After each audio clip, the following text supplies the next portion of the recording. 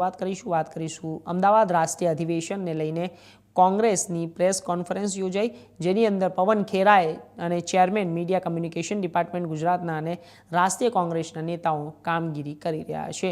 કોઈ એક માણસ કે એક નેતા નિર્ણય લે તે સંભવ નથી, બધા સાથે મળીને સમસ્યાનું સમાધાન કરીએ છીએ તેવું પવન ખેરાએ પણ જણાવ્યું। આ સમયમાં અમારું કર્તવ્ય છે કે અમે આગળ આવીએ અને ભૂતકાળમાં અનેક નેતાઓ મળીને જે અધૂરું કામ છે તે દૂર કરીએ અને અંધારું છે તે પણ દૂર કરીએ અને દરેક વસ્તુનું નિરાકરણ લાવીએ।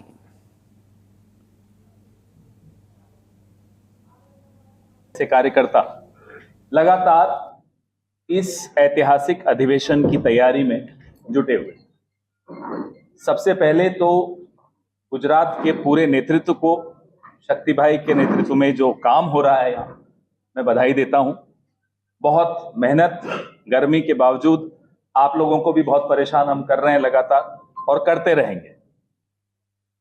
ये ऐतिहासिक सम्मेलन इसलिए, अधिवेशन इसलिए कहते हैं हम कि कांग्रेस के अधिवेशन कोई एक पार्टी की मीटिंग नहीं है, एक कोई परिवार की मीटिंग नहीं है, ये समाज के अलग अलग वर्गों का समागम है, अलग अलग विचारों का समागम है, अलग अलग संघर्षों का समागम है। और ये महत्वपूर्ण इसलिए हो जाता है कि भारत की संस्कृति भी यही दिखाती है कि जब सब मिलकर कोई निर्णय लेते हैं या कोई काम करते हैं, वो काम सिरे चढ़ता है, सफलता से किया जा सकता है। कोई एक आदमी या कोई एक नेता कोई निर्णय ले ले और सब के सब वो करें, ये संभव नहीं है भारत में, और कांग्रेस में हम कभी नहीं होने देंगे। हम सब मिलकर, आज नहीं 1947 से पहले भी अधिवेशन के जरिए जटिल से जटिल समस्याओं को आपस में मिल बैठकर उसका हल निकालते।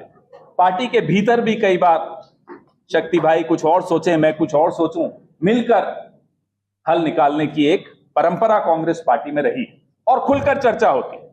कोई ऐसा नहीं है कि बंद कमरों में हम खुलकर बात नहीं करते, खुलकर बात करते।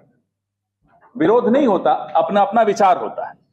तो ये विचारों का समागम जो 8 और 9 तारीख को गुजरात की ऐतिहासिक भूमि पर हो रहा है, ये कई कारणों से ऐतिहासिक है। जिस दौर से आज देश गुजर रहा है, जिस दौर से आज देश की मिडिल क्लास गुजर रही है, जिस दौर से देश का व्यापारी गुजर रहा है, जिस दौर से देश के दलित और आदिवासी गुजर रहे हैं, जिस दौर से देश के अल्पसंख्यक गुजर रहे हैं, हम सब देख रहे हैं, इतिहास सब कुछ दर्ज कर रहा है। इस दौर में एक जिम्मेदार राजनीतिक दल होने के नाते हमारी ये ड्यूटी है, हमारा ये कर्तव्य है, हमारा ये फर्ज है कि हम आगे आएं और लोगों के मन में जो संशय है कि अब भविष्य में अंधेरा दिख रहा है, वो संशय दूर करने का काम हमेशा इस समागम, जिसका नाम कांग्रेस पार्टी है, अखिल भारतीय कांग्रेस कमेटी है, उसने किया है। जब न्याय पथ, संकल्प, समर्पण, संघर्ष, न्याय पथ पर चालू છે। સાબરમતીના તટ પર સંકલ્પ કરવો છે કે ન્યાય પથ પર ચાલીશું, પોતાની જાતને સમર્પિત કરીશું ન્યાય પથ માટે, અને જ્યાં જરૂર પડશે ત્યાં મજબૂતીથી સંઘર્ષ કરીશું। આ ભાવના સાથે, અમારા આ થીમ સાથે અમે આગળ વધવાના છીએ। અમારી આ લડાઈ એ ગુજરાતની અસ્મિતાના પુનઃસ્થાપન માટેની છે, સત્તા પડાવી લેવા માટેનો સંઘર્ષ નથી, સેવાની સાધના માટેનો યજ્ઞ છે।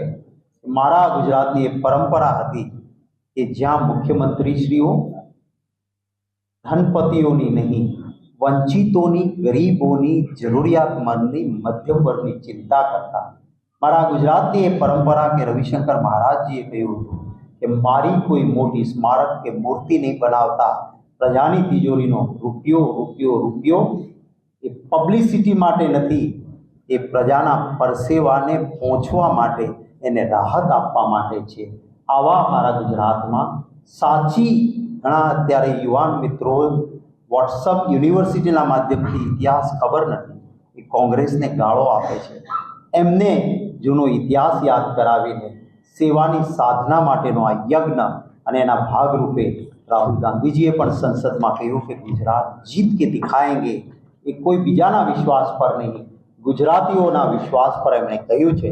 ત્યારે અમે આ તકે એક કેલેન્ડર પણ આજે પ્રસિદ્ધ કરવાના છીએ. માનનીય અમિતભાઈ એક કેલેન્ડર જે જૂના અમારા અધિવેશનના મહત્ત્વના નિર્ણયો અને એના ફોટાઓ એને સંકલન કરીને ભાઈ મનીષભાઈ દોશીએ, ભાઈ શ્રી બેંકર, હેમાંગભાઈ અને અમારા મીડિયાના મિત્રોની ટીમે ખૂબ લોકોની સાથે પરામર્શ કરી મહેનત કરીને બનાવી છે. આ મિત્રોને પણ અભિનંદન આપીને માનનીય અમિતભાઈને હું તો રાપર પોલીસે